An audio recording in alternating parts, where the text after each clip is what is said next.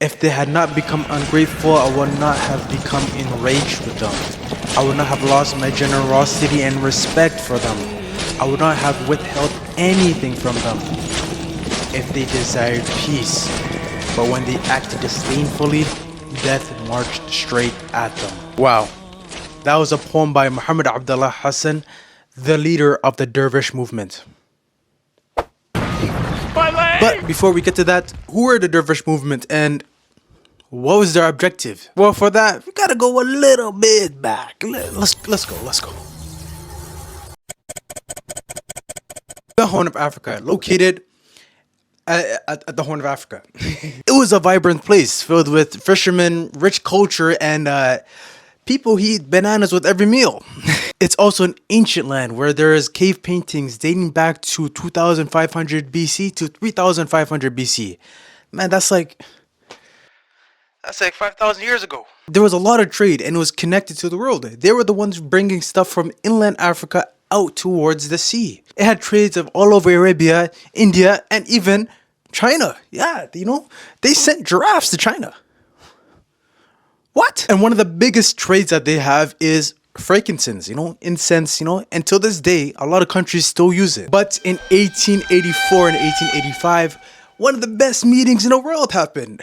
It was probably one of the craziest meetings of all time, thinking about it back today. One of the most eventful meetings that shaped the world that it is today, the Berlin Conference. And in this conference, where there was no African countries present, they divided up Africa. Smart. And when it came down to the Horn of Africa, especially Somalia, they had a plan. As most regions are usually colonized by one country, they looked at Somalia and said, yo, yeah, buddy. The British came in like, yo, 0161 in it. Italy came in with, it's me, Mario. Come on, but that it is.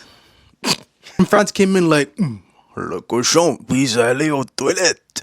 And in all seriousness, in the span of 5 years, these three countries all showed up at the shores of Somalia. They divided it. To the very north is to France, to the middle north is to British, and to the south is all to Italy. It's also fair to say that a lot of the tribe leaders at the time allied with them so they can keep their position as a higher up. But it was common knowledge that nobody really wanted this. And during this time, Saeed Muhammad, who eventually is going to become the leader of the Dervish movement, was studying abroad in Sudan and in Mecca. And in 1895, after completing his studies in Mecca, he returned back to Somalia. There's a pretty funny story that was told when he first arrived, and I'd like to share it with you. I don't know if the truth or the validity of it, but I think it paints the picture. When he returned to the shores of Berbera, he was greeted with British people, and he was kind of shocked. They were asking for documentation for his return and to allow him back into the country. And he looked at them like, what? What is this? Imagine this. You're born and raised in this country. You go to a different place to study. And when you come back, you get questioned about your own validity of being part of this country by somebody else who's not even part of the country. Yeah, what's going on here? This angered him and started to question the British guy why he even is here. And the local guy who translated between the two told the British guy, just let him in. This guy is mad, giving him the nickname Mad Mullah. This is pretty funny, and now you get to see why he's getting angry at what's going on. By arriving at his home country, he witnessed the powers of the colonial taking over and seeing that they're bringing Christian missionaries to convert their children. He felt it was his duty to stop them, and because he saw his own people getting divided to three parts at first and by their own religion. He took it upon himself to leave the big cities and go to the countryside and travel across there. With his charisma and the knowledge of the religion, he went and recruited people for the cause. He went and he united a lot of tribes together, and he said there's no such thing as dividing us into tribes. We're all gonna be named one thing, and we're going to be named the Dervish. No matter how big or influential or small and weak your tribe is, you are important to us and you're our brother in this movement. It's crazy how he was thinking about this over 100 years ago. Until this day, bro, we're still fighting over the same thing. Now with the Dervish movement, I want to talk about 5 crucial events and battles that took place. One of the first and major events that happened was in August of 1899 in Bar'o. Saeed Muhammad and the small numbers he had took over and occupied Bar'o. This was major because there's a lot of tribes that lived in that area. So he gathered and united everybody. From those group of people, he was able to recruit soldiers, and they were given everybody the same uniform. All the soldiers were given a white cloth as garments, turban, prayer beads, and a rifle. Right. Watch out. Hey, I see you.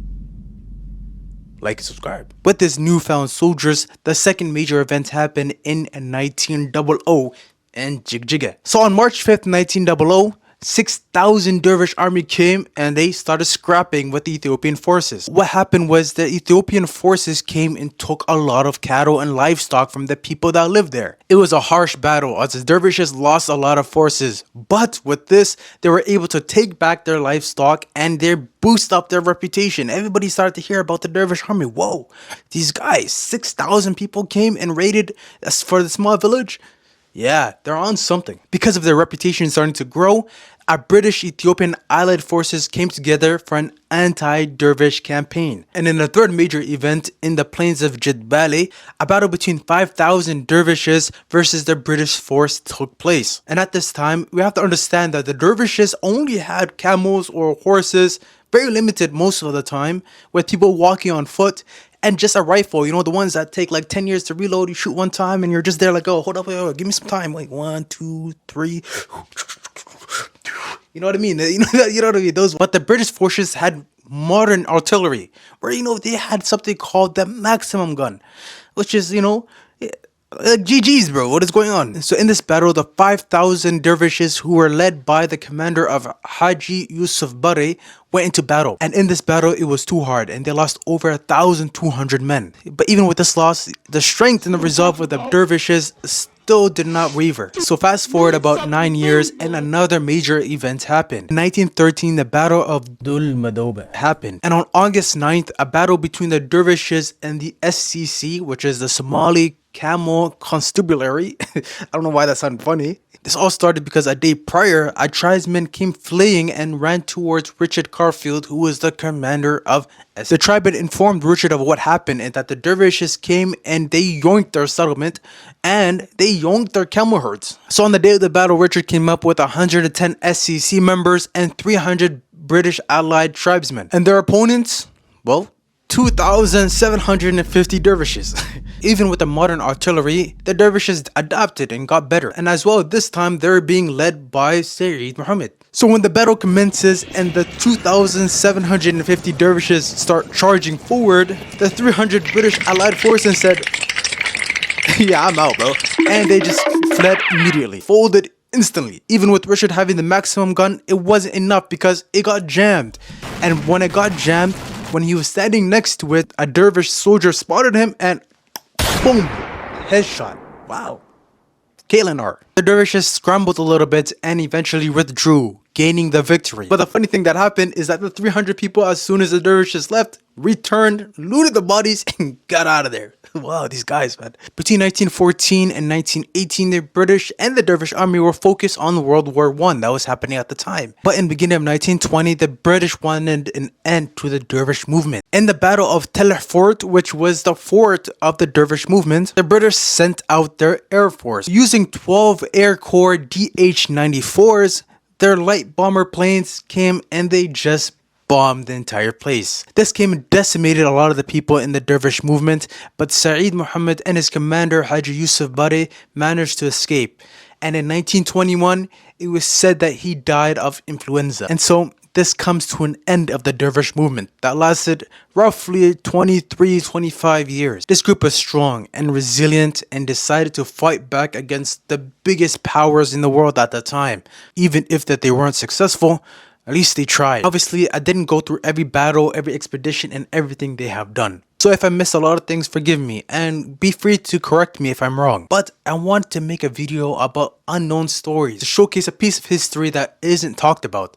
What happened against the colonial forces? What happened everywhere? Whether they're good or bad is up to you to decide. Thank you all for watching. If you guys liked the video, make sure to like the video. If you dislike it, you can dislike it as well. If you want to see more, make sure to subscribe and hopefully, inshallah, I'll get it to you. Anyways, it's your boy. Assalamu alaikum. Did I just hit my nose on them? Around the world, there's still a lot of danger, especially in Gaza right now. So if you guys can go donate as much as possible anywhere from your own reliable sources, or you pick the ones I put in the description down below. And if you can't donate, no problem. Just spread the awareness and educate yourself on what's been happening, the history behind it, and everything.